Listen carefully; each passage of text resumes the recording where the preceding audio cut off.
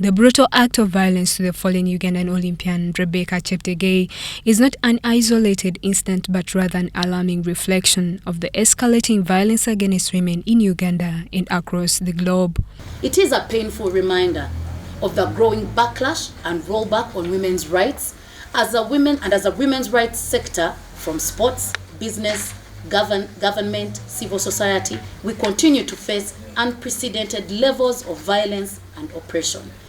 The sports fraternity in the region has for many years suffered a spate of violent killings of female athletes, all committed by their partners. Among these is Rebecca Cheptegei, Agnes Jebet, Edith Muthoni, and Lucy Kabu.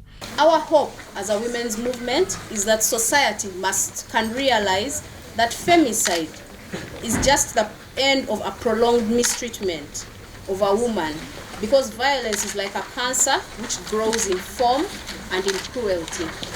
It is against this backdrop that the Uganda Women Movement is calling upon government to curb the increasing gender-based violence in compliance with the numerous regional and international legal instruments that promote protection of women's rights and advance gender equality. It is something that we as a country need to pay very keen attention to.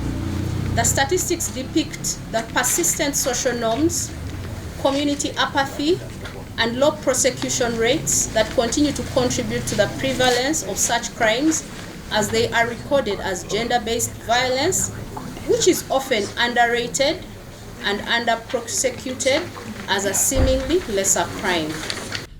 In honor of the late Rebecca Cheptegei, these women leaders want government to set aside a national mourning day as well as a monument in her remembrance. Whereas France is dedicating a stadium, we are not just asking for a road to be named after Rebecca. We are also saying that on top of the many other things that the government can do, we can do so much better in averting violence against women and girls in Uganda. Additionally, they want justice to be served to the late as they request judiciary to strengthen the enforcement of domestic violence laws. While we appreciate the government of Uganda's stand on issues of violence against women, the government must take a firm stance against all forms of violence against women and girls by holding perpetrators accountable and creating safe spaces for women to thrive. Relatedly, as the 2026 elections draw close, the women's movement is also concerned about the violence that women have been known to suffer. The method of queuing behind candidates, the militarization of electoral processes, and the commercialization of elections. This violence is aimed at dissuading women from registering to vote.